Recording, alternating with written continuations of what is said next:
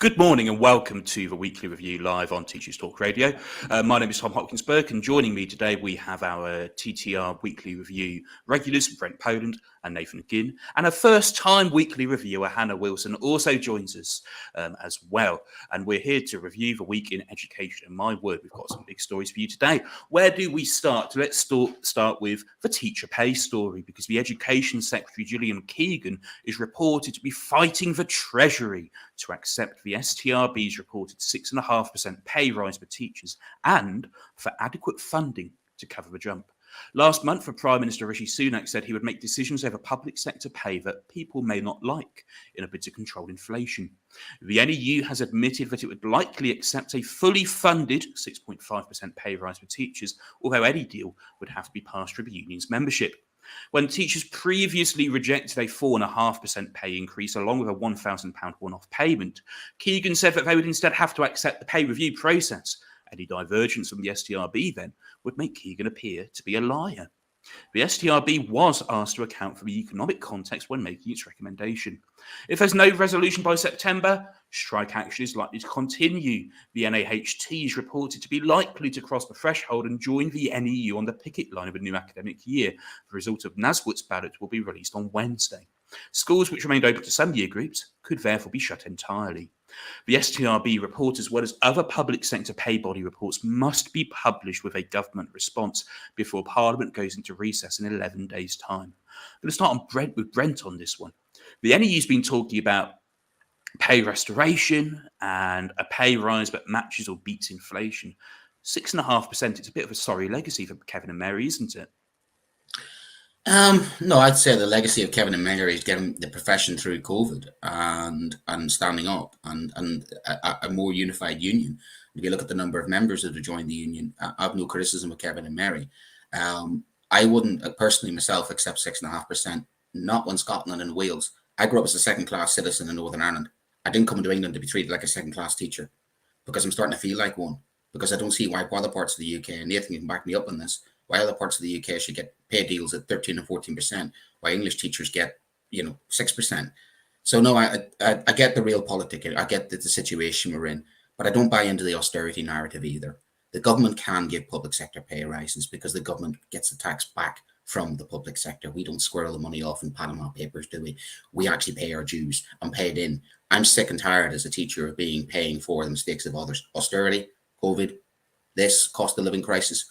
And there's a groundswell of anger within the teaching profession I've never seen. I never saw colleagues of mine go 8 days on strike. The most I've ever gone on strike was like once.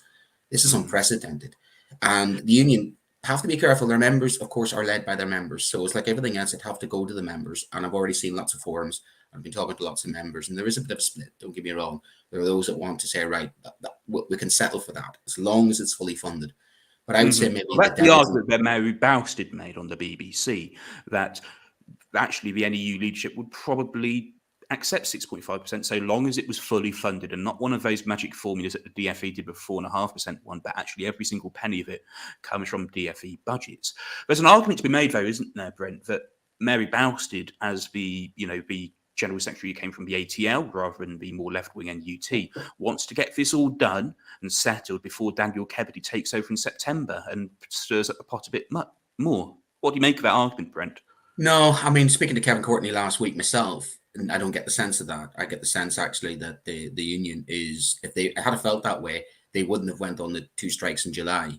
And there was again some discussion. This is the thing about the union; it is not led by, Commie Courtney and Mary Bousted. It's led by the members. So it's up to the members to actually vote for that, and there will be that discussion within the membership. And if the membership vote to accept the deal, then they may actually go against what Kevin and Mary, suggest. I don't know that until we actually find out.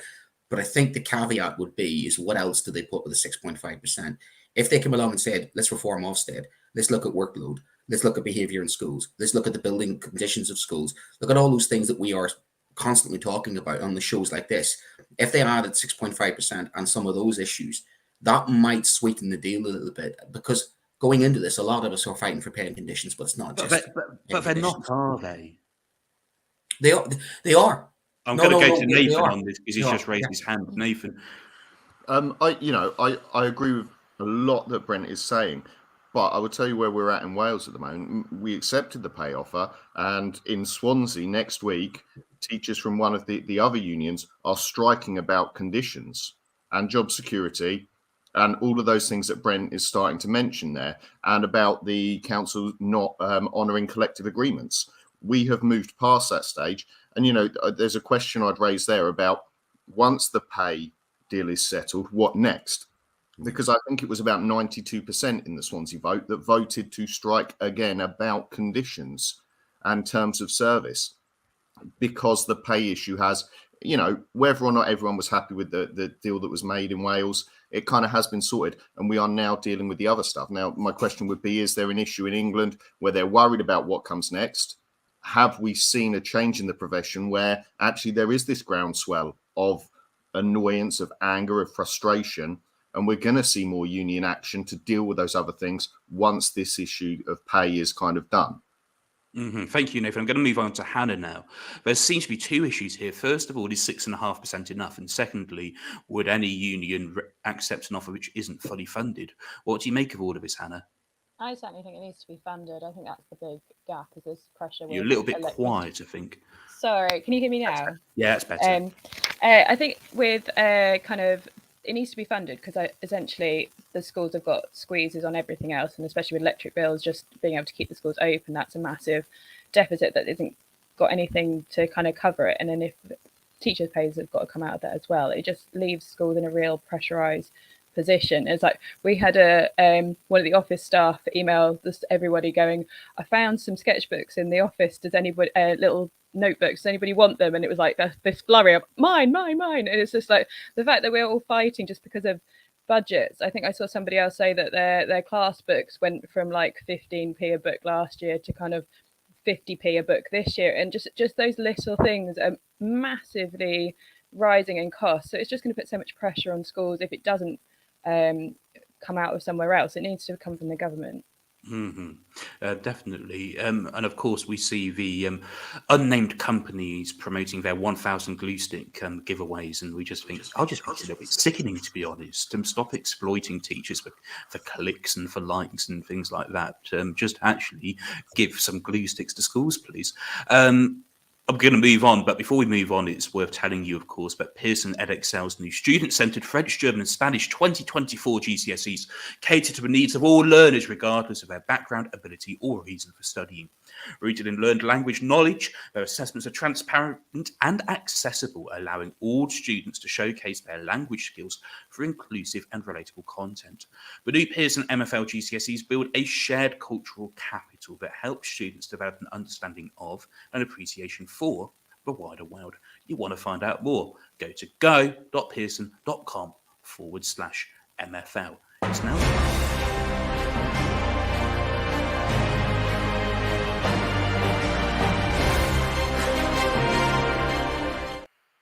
And I'm sure that some people will have noticed that the leader of the Labour Party, Sir Keir Starmer, made a speech early this week, and he used this speech to pledge to review the national curriculum with a greater focus on skills. And we're going to be dissecting this with our special guest, Adam Smith. Adam is the founder of a campaign for evidence-informed teaching, which is a group that seeks to pressure the Labour Party on evidence-informed education policy. He's also a primary school teacher. Now, let's drill into this speech. Starmer argued that children need skills and knowledge, practical problem solving and academic rigor, curiosity and a love of learning, plus a greater emphasis on creativity, on resilience, on emotional intelligence and the ability to adapt. And one particular pledge is to weave oracy into lessons throughout school. However, Starmer's been accused of a conflict of interest on this. His senior advisor, Peter Hyman, runs the oracy charity Voice 21, and an increased focus on oracy in a revamped national curriculum would directly benefit his interests, because Voice 21 trains teachers to help pupils become more effective speakers. Voice 21's flagship school, School 21, has not shown that a focus on oracy leads to improved academic outcomes. Its progress 8 for 2022 was negative and below the local average, and its most recent Ofsted inspection said that some pupils do not feel well prepared for the next stage of their education. Adam, very good morning and thank you for joining us. Does Labour have its priorities in the right place based on Starmer's speech earlier this week? No. No, it doesn't. I mean, you can fiddle with the national curriculum all you want. You can invite Peter Hyman in to come and show you how brilliant oracy is using his oratorical skills. But if your classroom ceiling is collapsing and if there are no teachers physically in school because they're on strike, and there are no children in school because we haven't addressed the issue of the increase in absences since COVID, it literally does not matter what is on the curriculum. I mean, obviously, I think the curriculum is incredibly important, and I think we have to think really carefully before we make changes to it, because it's a bit like a flap of a butterfly's wings in the DFE causes hours and hours and hours and hours of work for SLT and middle leadership and teachers in thousands of schools across the country. So whatever we're doing at that curriculum level needs to be really carefully thought through. But I think Brent came up with this list of things earlier about what's happening in schools at the moment. And I watched that speech from Keir Starmer, and I just didn't see the fundamental issues in British education being addressed whatsoever. No mention of the strike, a small change to Ofsted, the Sunday Times last week, there was an article about 10,000 people who have died because of asbestos in British schools. Including a really sad story of someone who's 32 who died from a form of lung cancer from asbestos, and left behind his wife and kids, and that kind of thing, to me, is vastly more important than a national focus on skills and oracy. But both of which schools, because of the Conservative reforms to education, allowing free schools and academies to deviate from the national curriculum and sort of allowing a school like School 21 to exist. Schools can do that anyway. If a school wanted to focus on oracy, they can focus on oracy. If a school wanted to move towards a skills-based view of education, there's quite a lot of freedom for them to do that. So I have to say I was quite phenomenally disappointed with what this fifth mission of Labour's government equates to for teachers. It is worth noting that Ofsted has rejected Starmer's request for an annual safeguarding review, saying it doesn't have the resources. And Starmer's previously said that he would have his shadow education secretary, Bridget Phillipson, sit down with unions every single day until the strikes were resolved. That's great, but the thing is, who's in charge of those resources post the next election? A man called Keir Starmer and Bridget Phillipson and his treasury, as will be. He has this small pot of money from taking away the tax breaks that private schools get currently. He thinks that will be 1.6 billion. I think it will be closer to 1 billion. And I think it will be squeezed even more, because I think it will increase pressures on state schools when parents can no longer afford to send their children to a private school. That money will not go far. And for me, the priority for that money has to be physical school buildings, SEND services, which are an absolute state across the country, and any element of it has to go to ending these strikes and providing consistency for children, schools, and teachers. So they need to find more money, quite frankly. It's not really good enough to just fiddle whilst Rome burns and gives lung mesothelioma to experienced teachers. Are you worried, Adam, that Labour's making education policy without teachers at the forefront of those discussions? You know I am, Tom. You know I'm very worried about that. I'm less worried than I was. So when I first started the campaign, there was radio silence on education from Labour. It was not a priority for them whatsoever. And so I think anyone who's perhaps sceptical of what Labour might be up to with education, we all formed the worst case scenario in our heads, that it was just going to be them taking policy from the unions and essentially laundering it and presenting it as Labour policy, without really listening to what's happening in schools and listening to teachers from a really wide variety of different schools and backgrounds and things. That doesn't seem to have happened. And I was quite hopeful for a while, because Labour had reached out to lots of people from all different persuasions and backgrounds and contexts. And then yeah, and then this speech came out. It turns out they hadn't listened to them really, and a lot of people who were involved in that conversation said, "Well, we told them that this was the issue, and we did say, and and they did seem like they were listening." And then it doesn't seem. I mean, I think there's an extent to which some of this stuff can only be tackled once they get into office, but that doesn't mean that they can't signal that they're going to tackle stuff. I understand they don't want to commit to things that they will then have to row back on, but isn't that the point of the Labour Party, is that they are in favour of public services, and creating more workload for teachers without listening to teachers, telling them what the issue is, does seem to be a bit counterproductive. And it does seem now that with Peter Hyman, that they're going back to this sort of like early 2000s model of super teachers and super heads and individuals with kind of a vision for how the school system should be run, rather than a collective approach that works as well in Thetford as it does in Llandrindod Wells. It's not really good enough at the moment.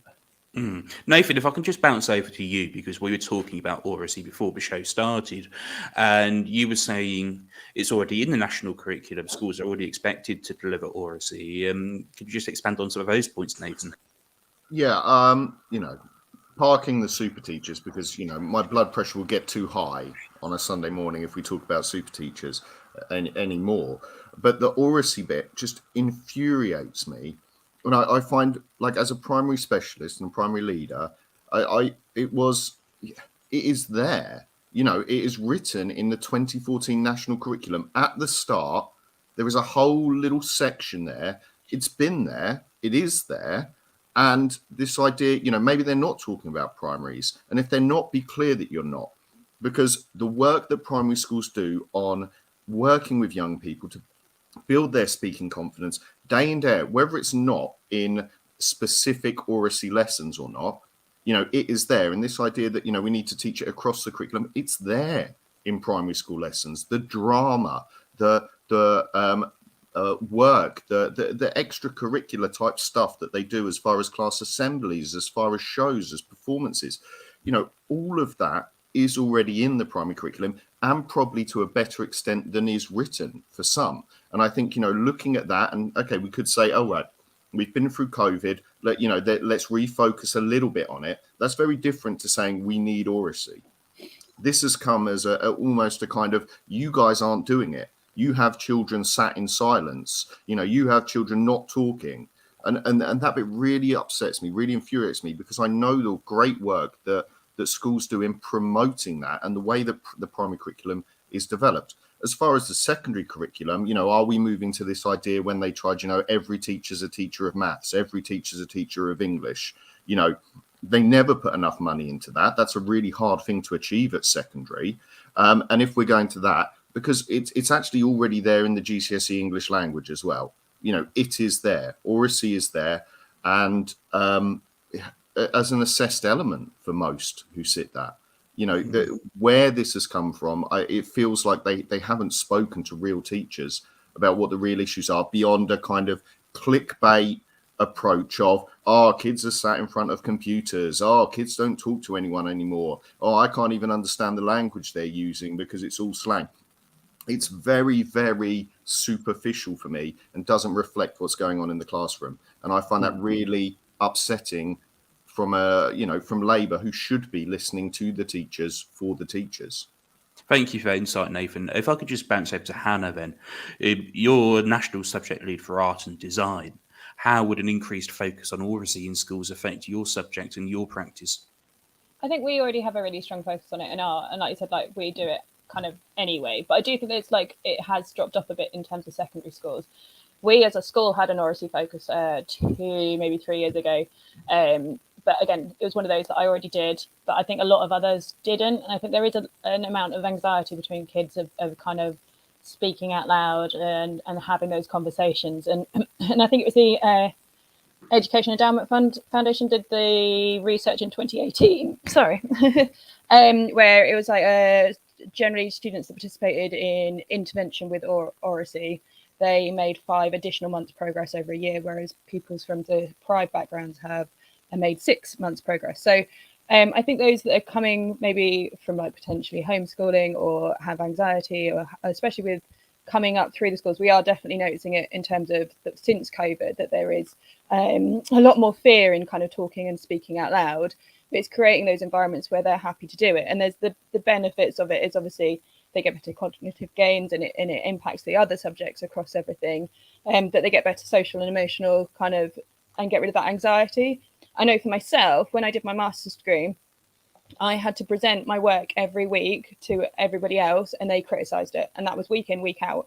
And actually, I think that was probably what made me a teacher, because every week I stood up and presented my work and got absolutely annihilated. But it built my confidence and got rid of my anxiety. And now I can like stand up in front of anybody. I can do hundreds of people in one go. So like, I think it's kind of building their resilience to be able to stand up and not be afraid of what other people are going to say and have an opinion. But it's also that cultural capital element of that we're having those social conversations that that dinner table conversation that's been lost, that we kind of need to bring back, that discussing what's happening in the news, like having the conversations with the students as to why we're striking. Like my students that were in, I think it was my year 11s, I had like, some of them were like, can we come and sit in your room and do work? And I was like, fine. And they were like, why are teachers striking? Is it just pay? And I explained that actually it's like, but that pay comes out of like the school funds, and that means we don't have resources for you. And they were like, oh my gosh, I completely understand why you're striking now. And I think it's having those conversations and making the students understand it. And I do it in art quite a lot. Like year 7, we do Damien Hirst, and we look at the fact that he creates sculptures and puts them underwater and pretends to find them to make his exhibitions and worth more money and gain attraction and be worth millions. And actually he only made a tiny bit on each sculpture and paid other people to do it. Versus Jason DeCaris Taylor, who kind of makes sculptures, puts them underwater, and they grow coral, and they create artificial and create habitats. And it's having those conversations with the students that are getting them to kind of broaden their horizons and also reduce the diversity gap. Like if they come from a home that's perhaps homophobic, and they're having those conversations, actually having more of that oracy in schools where this is the most acceptable way. And if all teachers are having that conversation, it shows more of a voice of this is what is kind of acceptable in society, and this is the kind of the way you look at things. This is how you voice your opinion correctly. And I asked my when we were having our meeting last week, they said what do they want to focus on manners. I was like, can we make it that we have a focus on how to talk to teachers, so that if a teacher gives you attention, I get year 9s ranting at me going, I didn't deserve that, I didn't do that, it was unfair. And I was like, right, this is how you talk to somebody, this is how you approach the teacher, this is how you say, I didn't deem that fair, this is what happened, and you have an adult conversation. I think they're the skills that the students are lacking when they're going out into society. So that's what I would take oracy, and where I feel like oracy can benefit. But I do appreciate that lots of people are already doing a lot of it. It's worth looking. I know you cited the EEF, and indeed it's shown based on 154 studies that oral language interventions can be shown to produce 6 months additional progress in reading outcomes. It's worth digging into that much more deeply and looking at what the EEF actually recommends in terms of that, and the language which I think the EEF uses is really important. It talks about targeted reading aloud and book discussion with young children. It talks about explicitly extending pupils' spoken vocabulary. It talks about the use of structured questioning to develop reading comprehension, the use of purposeful curriculum-focused dialogue and interaction. If I could just finish off with Adam, explicit instruction, structured questioning, targeted reading aloud. This is teacher expertise. This is sort of explicit instruction. Do you think Labour understands that? No, not really. I think that Peter Hyman has a program that he does in his trust that seems to work. But I find Hannah's input really interesting from a secondary perspective, because everything you've just described, Tom, and I think Nathan would probably agree, is things that either we already do in primary school, or that we could do next week in primary school if we wanted to, if it was a focus for our school. But the people who are best informed to make those decisions are our English leads, or our class teachers, or our head teachers, or people working in the trust sort of curriculum side of things. And making, like, literally, what's the phrase about you know using a sledgehammer to crack a nut, changing the entire national curriculum. And I strongly suspect and deeply fear that they will also change the focus for Ofsted. And so it's going to be like 2016 all over again, when we're all suddenly like, instead of curriculum, it's now oracy. And we've got, schools spending thousands of pounds inviting speakers to come in and running conferences and doing all sorts of things, and I was okay with that when no, not quite okay.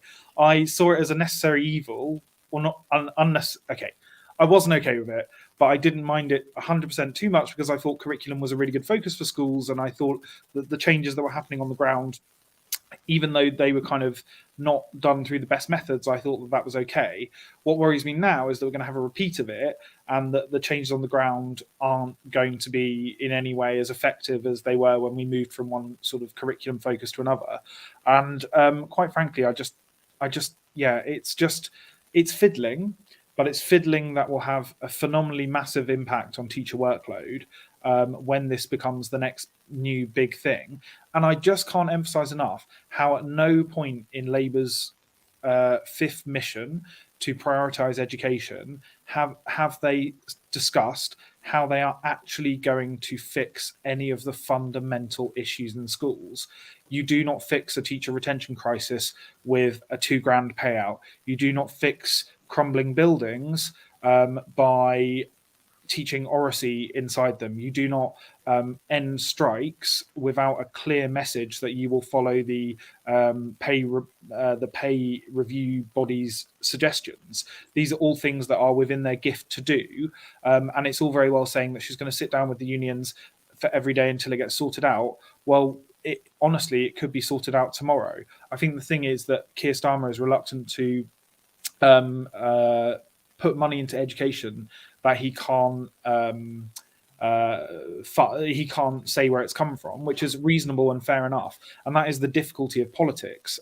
If you are doing sensible politics where you're not kind of like plucking money out of thin air or increasing taxes on people in a huge way, there's a lot of demands on what little money there is. So it makes sense, but it doesn't make it any less frustrating, and it doesn't make the policy itself any better. I'd almost rather they just were honest and said, look, well, we're not going to make big changes to curriculum, or we're not going to make huge changes to the Ofsted focus because we know the kind of negative impact that can have on teachers. But also we need to see where the land lies when we get into office as to what money's available for us to actually address some of the fundamental issues. But here's what we'd like to do if we had that money available: fix buildings, fix retention, reduce workload, those sorts of things. I find it really hard to be really positive, even though there are some good suggestions. But what everyone wants from Labour just doesn't seem to have materialised. Even things like bringing back Sure Start, for example, there are elements of that in the education policy, but there's no commitment to wholly revitalising 0 to 4. I wouldn't say education, but 0 to 4. Sure Start. Ensuring children have a good start in life. It's not 1997. This isn't education. It's not. There's nothing for me to get excited about. If I was to go and campaign for Labour, I don't think I'd be able to stand on a doorstep and say that you need to vote for them because they're the only party that's going to fix schools. Because I don't think at the moment they're not going to fix schools. So, and that's really disappointing and upsetting. And I think it's upsetting for a lot of the sort of people who are behind, because it's not just me. There's hundreds of teachers involved in this campaign, and I would say that's the overwhelming feeling, is that you want to be able to say, vote for Labour because they're going to be great for education. And at the moment, I fundamentally do not feel like that's the case. Now, it's not to say that any other political party is better, but that's not the standard by which we should hold Labour. Awkward coughing here from the Reggie, okay? Go and get a glass of water. Adam, I'll give you 15 seconds. Okay. My final point would be that we should not hold Labour to the same standards that we hold other political parties to. We should expect more from them. So, I do appreciate that criticism of me personally and what we're doing, but I also find it deeply frustrating to say that, the Conservatives haven't done this in their 13 years of power. It's like, well, yeah, kind of duh, obviously, what did you expect? But also maybe we should be holding Labour to slightly higher standards if you fundamentally believe that they're the party of public services, which, they should be. And I'm sure that Brent would say exactly the same about the Greens as well. Adam, thank you very much for your time. Enjoy the rest of your Sunday and your weekend. Thank you very much. I can't say that. Now, this show is brought to you in partnership with a Happy Confident company who provide clinically approved, ready to go wellbeing and mental health programs to help your pupils thrive in only 10 minutes a day. Find out more at happyconfident.com. Time for our final story.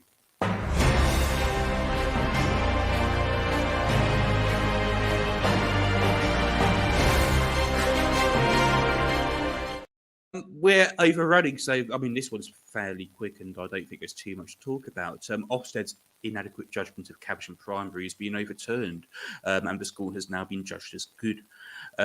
Caversham's latest report states that a positive culture of safeguarding now pervades the school. Detailed and relevant training ensures that all staff fully understand their role in keeping children safe. The new report makes no mention of the late Ruth Perry or the circumstances around her death. Ruth Perry's sister, Julia Waters, says that Caversham Primary School could be judged good in all areas just months after a previous inadequate judgment. Amply proves what all those who knew Ruth and the school have known all along. Ruth's leadership was not inadequate, and Caversham Primary was never a failing school. The reverse of the previous judgment in a matter of a few months illustrates why schools should be given the opportunity to correct any technical weaknesses before the final report is published. An inspection should be about helping schools with independent scrutiny, not catching them out and publicly shaming them. Ofsted's use of safeguarding is a limiting judgment, overriding all other strengths and complexities of the school, puts head teachers in that position of constant jeopardy. Nathan, do you agree? Yeah, I think the system, the pressure, the way it works is a mess in England. I've been looking through some of the reliability stuff that Ofsted have put out themselves. They can't guarantee that these things are reliable enough for me, that for the pressure that's put on or the outcomes that come from it. And that is a real issue when we're talking about people's lives and the amount of pressure and stress that it puts on people. They need to be sure, or they need to reduce the pressure, right? They need to reduce what happens because of it. And there are different ways to go about that. And some of the things you've suggested, would maybe alleviate that, but as it currently stands, that high intense, high pressure of the outcome judgment, unless they can be sure. And Ofsted can't be, I think they're only 90% sure that on the same day, two inspectors will make the same overall judgment, and that's not good enough as far as I'm concerned. When it comes to someone's life and livelihood, that is not good enough. And it seems to me that the process of challenging their judgment is so opaque as well. If they were putting it out there and saying, very honest about it, look, this is a day, it's not 100% accurate. But even on the same day, two inspectors cannot make the same judgment, and to hang everything on that, for me, is disgraceful. I really don't have any other word for it. We've seen more schools now be more willing to challenge Ofsted's judgments and actually take them to judicial review, or where internal complaints and internal challenges are actually taken perhaps more seriously than they have been in the past. So, Brent, is this the beginning of the end for Ofsted? Yeah, I don't think we now, as a profession, have the same respect. Not that we did to begin with, but I think it's reached the general consciousness of the general public now. And I think it's such a Pyrrhic victory, isn't it? When we read the report, the Ofsted report, when I first read it, I wouldn't even say it was a good school. I'd say it was an outstanding school. I've got two young children who are primary school age. I'd be proud to send my children to that primary school. I'm proud to have that person as my head teacher. From everything I read through, everything I read about her, and the response afterwards, that's exactly the type of school that we want in this country, run by the type of head that we want. And it's such a sad thing that it takes such a thing to do that. But unfortunately, the sort of quell has died down. There should be more made of this. I just think that they seem to get away with it. And I think there needs to be accountability. I think somebody needs to have accountability for what happened and take some responsibility for it and fix it and make sure it never happens again. And I don't get that sense yet that we're there yet. There's an admission that they made a mistake, but that mistake came with severe consequences. And I don't think our campaigning to change Ofsted should stop. And coming up to the next election, let's go back to my earlier point, I think it should be one of the priorities that we it's not about shirking accountability. I'd love to send Ofsted into Parliament and start doing what they do to teachers, to MPs, and see how far Ofsted goes if we reverse the game on that. So I think accountability is excellent, but it's got to be the correct accountability, and it's got to be done in a way that is more humane. And that part of Ofsted, I think, is finished. Spielman's coming to an end as well, so there's definitely going to be a change of the guard, possibly a change of the government. So there may be a changing of Ofsted, but the principle of it is just, Nathan's pointed out, it's a flawed system. It's an inconsistent system. And you know yourself, in education, inconsistency is an absolute terrible thing. So we need a better system of judging people, a fairer system of judging people at Ofsted. Thank you, Brent. And then finally, Hannah, we are getting a new chief inspector after Amanda Spielman. What steps does the next chief inspector have to take to restore credibility in Ofsted and its judgments? I think it's that idea that it has to be kind of thorough and sustainable across all the different inspectors, because I've had one inspection where I've had it was okay, but then they brought in the chief inspector to come through because they were hunting for things to not make us outstanding, because we were a new school and they were just looking for all the problems, and that extra day became very, very stressful. Whereas the one I had in November, I had a lovely lady and it was a really, really positive experience. But I'm also one of those teachers that's like, put my hand up and I was like, I'm ready for it. Like, give it to me. I don't want to put it on another department that can't deal with it. I was like, I would rather have it.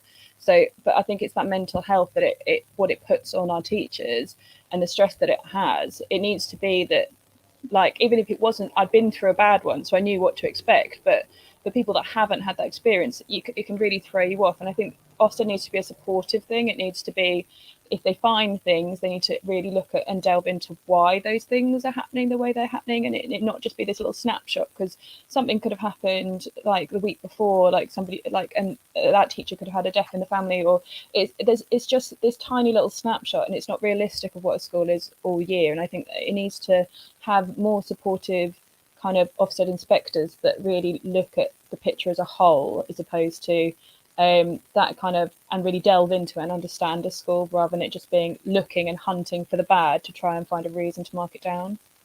Thank you, Hannah. Now, we're expecting the appointment of Ofsted's next chief inspector any time now. Interviews finished for a role last month. At Teachers Talk Radio, we understand that the current chief executive of the Outward Grange Academies Trust, Sir Martin Oliver, is the front runner to become the next Ofsted Chief Inspector. Whoever the next Chief Inspector is, they'll be scrutinised by the Education Select Committee in September, when Parliament returns from its summer recess. That's the end of Teachers Talk Radio's weekly review for today. Thank you to Brent, Nathan and Hannah, and thank you to Adam Smith for his contributions on Labour and oracy as well. Until the next weekly review, we'll see you, and take care. Goodbye.